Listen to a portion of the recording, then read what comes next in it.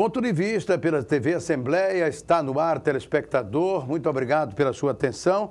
Nós estamos hoje para conversar sobre a sua saúde. Nós vamos falar sobre coração, doenças do coração. Vamos falar com o médico cardiologista George Toledo, que é o nosso entrevistado de hoje, entrevistado do programa de hoje. Doutor George, é um prazer recebê-lo aqui. Muito obrigado por ter vindo e pelo que o senhor vai nos oferecer de prestação de serviço para o nosso telespectador. Para mim é um prazer, uma honra o convite. Estou aqui à sua disposição. Doutor, eu anotei para que a gente começasse a conversar sobre morte súbita. Às vezes as pessoas dizem assim, não, o cidadão teve uma morte súbita. O que é uma morte súbita? Isso é coisa constante, é caso raro, é comum acontecer? Vamos começar por aqui? A morte súbita, ela definindo o que seria morte súbita, é a morte inesperada. É aquela em que o indivíduo não tinha, teoricamente, nenhuma doença e que morreu de repente. Se define-se como aquela morte que ocorre dentro da primeira hora. A Organização Mundial de Saúde, ela define morte súbita também como aquela morte nas primeiras 24 horas. Ou seja, é aquele que é encontrado morto.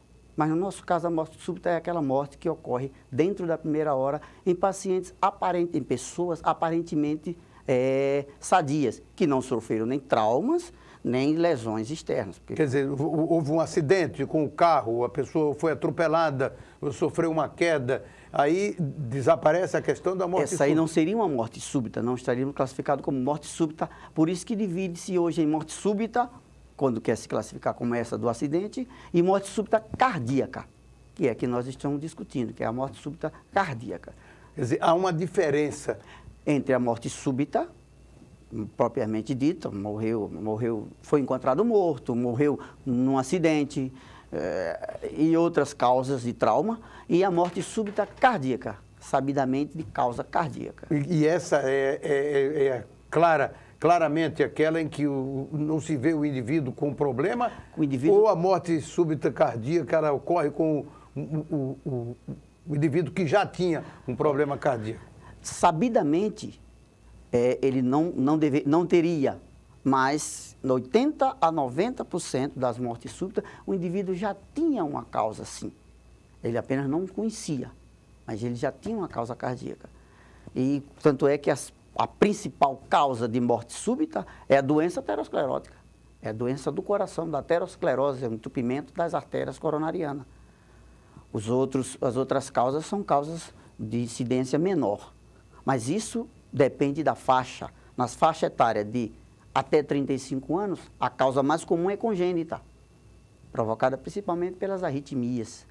De 35 anos acima, a causa mais comum é a aterosclerose, é a doença do coração, associada a outros fatores. A hipertensão, o diabetes, o hábito do fumo, o tabagismo, a obesidade, o sedentarismo, tudo contribui para que o indivíduo possa ser vítima de uma morte súbita. Agora, antes que a gente entre nesses detalhes de como é que são, esses casos de morte súbita hoje, cardíaca, eles são raros, eles são pouco comuns ou são muito comuns? Os casos de morte súbita, eles não são raros. Nos Estados Unidos, eles relatam casos de 2.000 por ano. Aqui existe uma incidência menor. Porque a morte súbita, ela acontece em pessoas aparentemente saudáveis, principalmente, que nós podemos discutir até mais tarde, sobre o atleta, uma pessoa aparentemente saudável, e muitas dessa estatística não são divulgadas, até pelo patrocinador do atleta, pelo clube, que ele teve morte súbita. Porque a morte súbita não significa que ele morreu. O nome até em determinadas situações é impróprio a colocação. Ele teve uma parada cardíaca momentânea. Se revertido a tempo, ele sai. Quanto mais rápido for revertido, mais rápido ele sai daquele situação de morte súbita. Mas a morte súbita documentada no Brasil, ela tem uma estatística um pouco diverge de sociedade para sociedade. Não existe uma estatística específica. Quer dizer, por esse mascaramento, por esse digamos mascaramento, assim. Principalmente nos atletas. Quer dizer, há muita gente aí que teve todo esse sintoma da morte súbita, quer dizer, teve essa parada, mas que Foi revertido. socorrido a tempo, foi revertido. E aí, isso aí não entra na causa, estatística. mas foi Claro, caso. Claro.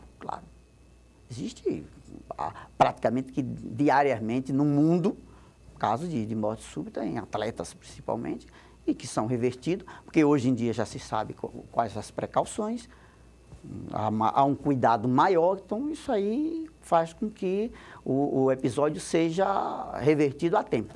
Doutor Jorge Toledo, agora, por que o indivíduo aparentemente saudável e até praticando esporte, ele há de ter um problema que ele não conhece? Isso é tão, como é que a gente pode dizer, silencioso assim, que não se externa, não dá para ele perceber que tem algum problema? Infelizmente é. Porque existem 3 causas principais, grupos de causas principais de morte cardíaca. Existe a morte cardíaca puramente de causas cardíacas, de lesões estruturais no coração, como a miocardiopatia hipertrófica, doenças valvares, a própria aterosclerose, outras doenças do coração.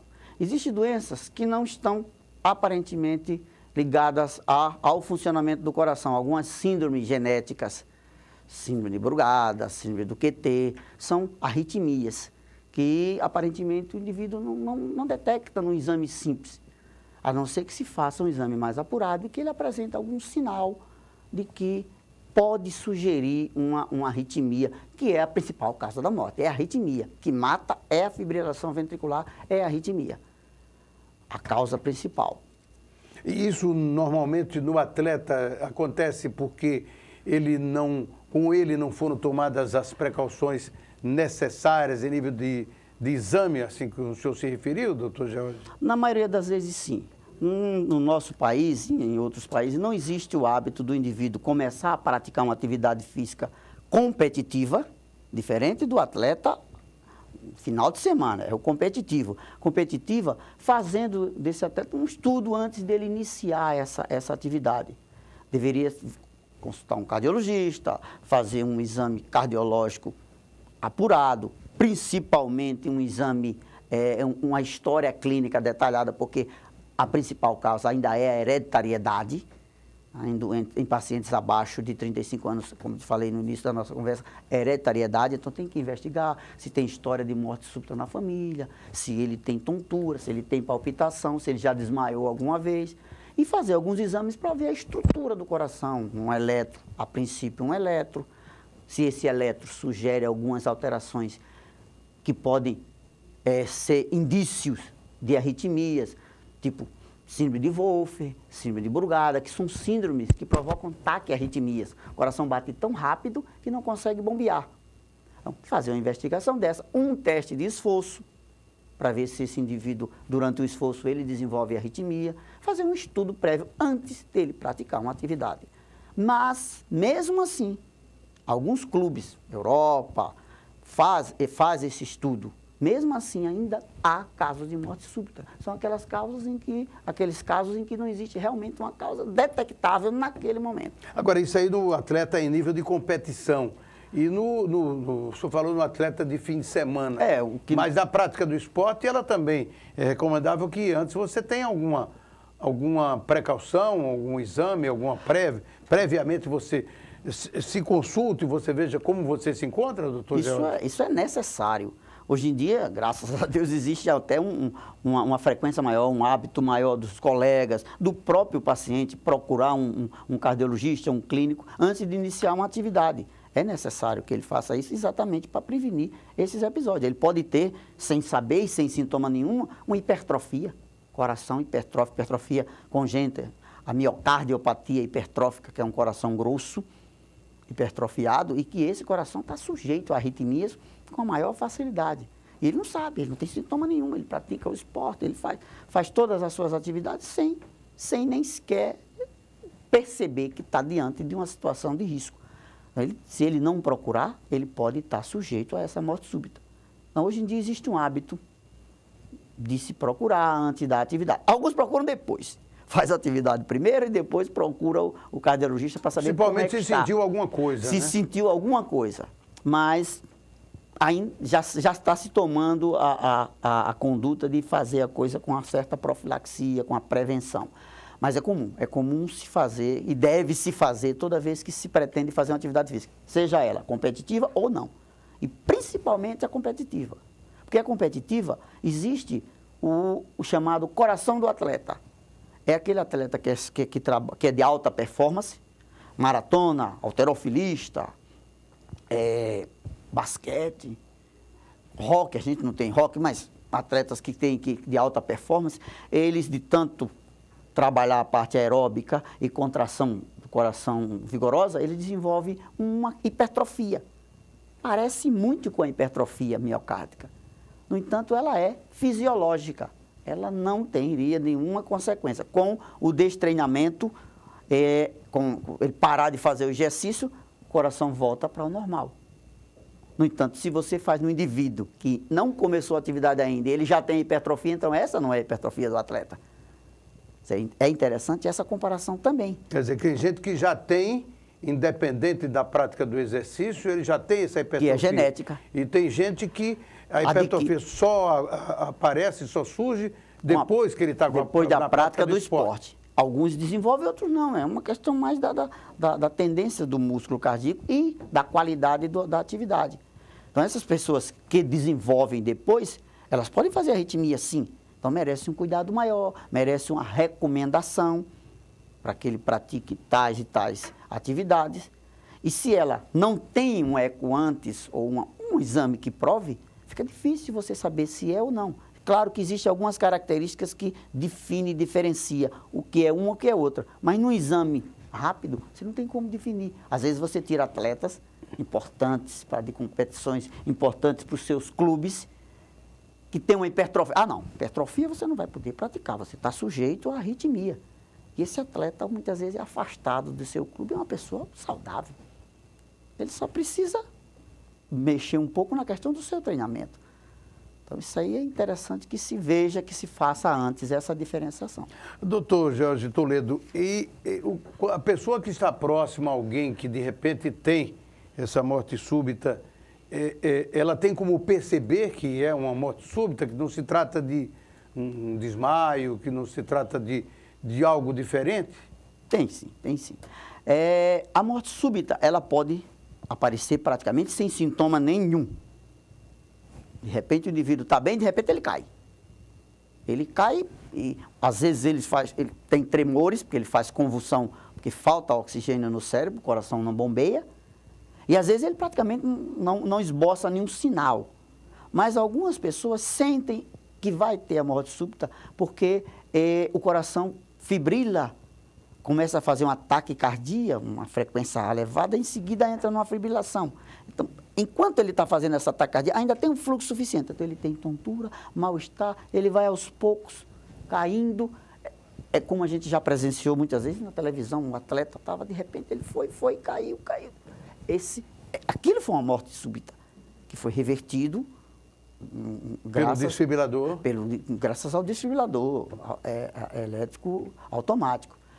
Então, se uma pessoa cai, de repente, mesmo que não se tenha conhecimento que aquilo é uma morte súbita, deve-se tomar algumas condutas. Uma conduta muito eficaz é o que nós chamamos do soco precordial.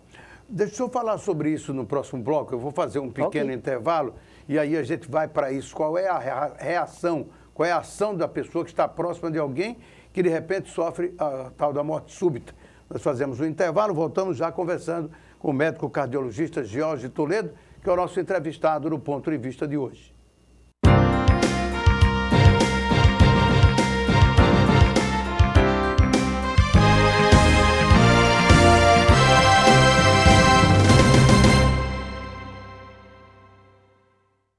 No Ponto de Vista de hoje, nós estamos conversando com o médico cardiologista Jorge Toledo. Ele é o nosso entrevistado e no primeiro bloco nós falamos sobre morte súbita, o conceito da morte súbita. E antes do intervalo, né, antes de a gente terminar o bloco, a gente perguntou para o doutor Jorge o que é que a pessoa como a pessoa estava próxima de alguém, percebia que essa pessoa estava tendo uma morte súbita. E, de repente, o que é que ela poderia fazer? Qual seria a sua reação imediata? O que é preciso fazer, doutor Jorge? Bom, se essa morte súbita ocorrer em um ambiente público, na rua, não tiver próximo nenhum dispositivo que hoje em dia se recomenda em grandes aglomerações, recomenda-se a algumas sociedades de cardiologias mundiais, a algumas sociedades de medicina do esporte, que em aglomerações acima de 2.000 pessoas dia, metrôs, estádios, shows, tenha um desfibrilador automático elétrico, que é o DEA. Rodoviárias, aeroportos, exatamente, que tenha esse dispositivo. Esse dispositivo, ele é autoexplicável. Qualquer pessoa pode utilizar, porque ele, além dele falar, assim que você aciona, ele fala, aperte o botão, espere isso, espere aquilo, para se fazer o choque no momento exato. Porque se não for feito também no momento exato, você não consegue retirá-lo. Tem que ser no momento exato em que o coração necessita daquele choque para ele reverter aquele estado. Se ocorrer na rua, aquilo como eu falei no bloco anterior, apresentar os sinais, caiu, de repente caiu, desfaleceu, mesmo estando respirando, mas está apagado, está sem sinal, uma das coisas que pode vir a salvar é o que nós chamamos de soco precordial. Seria um soco com a mão fechada no meio do tórax aqui. Esse soco, ele vai repercutir as ondas de choque e vai, em algumas situações, reverter. Ele pode reverter só com soco precordial. Em seguida, procurar a assistência. Se ele tiver parado de respirar, que é uma das consequências, se souber fazer, tentar fazer a respiração boca a boca e fazer a massagem cardíaca externa, que é uma coisa que deveria já ser praticado até nas escolas. Porque qualquer pessoa, a qualquer momento, pode estar sujeito a uma morte súbita e o indivíduo estando do lado, ele salva. Porque o tempo é vida. Depois de 6 minutos sem a ressuscitação, o indivíduo já tem morte cerebral. Até 3 minutos é o tempo ideal. Passou de 10 minutos, já tem lesões consideradas até irreversíveis, dependendo até da idade. Mas os 6 minutos são os minutos cruciais. Se você puder fazer uma massagem cardíaca, um soco precordial, a saída para a fibrilação, uma massagem cardíaca para tentar manter e uma respiração boca a boca, dá para esperar o socorro. Agora, quer dizer que, além da necessidade de nós termos mais desfibrilador em diversos lugares, como tem sido trabalhado por um grupo de cardiologistas aqui no estado de Alagoas, através de colocação em empresas e tudo mais, e das pessoas saberem manusear, e eles trouxeram para aqui de manuseio realmente fácil, também muito importante seria, como o senhor disse, ensinar a fazer a esses procedimentos a que o senhor se referiu, já a partir da adolescência, já na escola, a partir da criança? Principalmente porque criaria um hábito de ação-reação. Porque se você não tem um treinamento, você não reage imediatamente, você tem que reagir o mais rápido possível. Mas nas escolas já devia ter esse treinamento básico, de vida básico. Como proceder, como dar uma massagem cardíaca, como fazer uma respiração boca a boca. E, claro, manusear o desfibrilador automático. Agora, já que o senhor falou aí do tempo, né, que decorre desse ataque cardíaco, dessa parada, daí em diante, o senhor falou dos riscos, né, de reversibilidade até do caso ou de sequelas. Como é que a gente poderia fazer aí o acompanhamento dessa pessoa que sofreu a morte súbita? Ela pode se recuperar naquela hora por um socorro desse tipo e simplesmente não ter nada? Pode. Ela pode fibrilar e, de repente, um soco precordial desse pode desfibrilar e ela acordar normalmente sem ter nada. Porém, nós vamos tratar esse cidadão agora como um ressuscitado. E aí ele vai para os estudos, ver qual foi a causa daquela morte súbita, por que foi que ele teve morte súbita, vamos detectar se ele tinha uma doença congênita que levava a uma arritmia, e aí ele vai precisar, ou vai ter que fazer um estudo, chamado estudo, se for arritmia, estudo eletrofisiológico, que vai estudar, ver qual o caminho elétrico daquela arritmia e pode ir lá e queimar e resolver cirurgicamente. Se não houver condição de resolver por esse meio, existem outros meios que seriam o meio de prevenção do evento, colocação de um marca-passo, de um desfibrilador interno, que toda vez que o indivíduo começasse a ter o marca-passo desfibrilava ele. Existe isso aí que é o chamado CDI. E medicamentos. Então, as 3 opções para se tratar o indivíduo pós-ressuscitação, o ressuscitado. Medicação, uso do desfibrilador, do CDI, e a queimada da arritmia, que seria através do estudo eletrofisiológico para fazer isso aí. Agora, essa queimada, ela resolve o problema, vamos dizer assim, definitivamente, ao contrário do medicamento e do CDI que o senhor se referiu, que terão que ser permanentes? Bom, esse tratamento, essa eletrocoagulação, primeiro ele mapeia, ele é um estudo diagnóstico e depois tratamento. O estudo diagnóstico, ele vai mapear, vai saber aonde está a arritmia e vai lá e queima. Mas nem sempre, infelizmente, toda arritmia tem um foco único. Pode ter vários focos, ele pode queimar aquele e depois vir aparecer outro. Se for só aquele, é cura total. Não precisa mais nem de medicamento em algumas situações. Se existir outro, pode voltar ou faz um novo estudo, detecta esse novo foco e vai queimá-lo, ou então trata ele com medicação, que os medicamentos bloqueiam, ele inibe aquele foco. E o CDI é quando nenhuma dessa situação resolve, principalmente em pacientes que têm um coração grande, na miocardiopatia, chagasco, né, como é o caso aqui do Nordeste, de Minas Gerais, que há uma prevalência de chagasco. O chagasco, uma das consequências é a morte súbita, por fibrilação por arritmia. Então, a colocação desse marca-passo, desse desfibrilador, que é um marca-passo, é imprescindível em algumas situações desses pacientes. Agora, esse ressuscitado, isso aí é o ressuscitado inteiro. Inteiro. Ou seja, o cara que não sofreu, deram lá o dentro daquele tempinho que nós chamamos de delta T. Isso. 6 minutos. 6 minutos ele foi recuperado. Agora, e o que não é recuperado assim, mas não morre realmente? Ele ressuscita, mas normalmente, depois desse prazo. Normalmente esse indivíduo que teve a lesão, ele já não sai acordado. Ele provavelmente vai sair em pré-coma ou em coma do local onde ele sofreu esse acidente. E aí vai para um hospital, e nesse hospital ele vai ter os cuidados da cardiologia, e ele já teve lesão neurológica pela parada de oxigênio no cérebro. Então ele vai ser acompanhado pela neurologia e pela cardiologia. Ele pode ter algumas sequelas, dependendo da lesão, a área do cérebro em que foi lesionada pela isquemia, pela falta do oxigênio. Ele pode ter sequelas gravíssimas ou até não. Pode até nem ter sequelas gravíssimas. Um pouco da fala, um pouco da força muscular, algumas sequelas mais leves. Mas vai ter que passar pelos mesmos tratamentos. Mesmo tratamento do ressuscitado sem sequela. Mesmo estudo, para prevenir novos eventos. Ele pode estar sujeito a novos eventos. Quer dizer, as pessoas que já tiveram têm mais chances de ter de novo do que outros que nunca tiveram? Ou isso depende muito?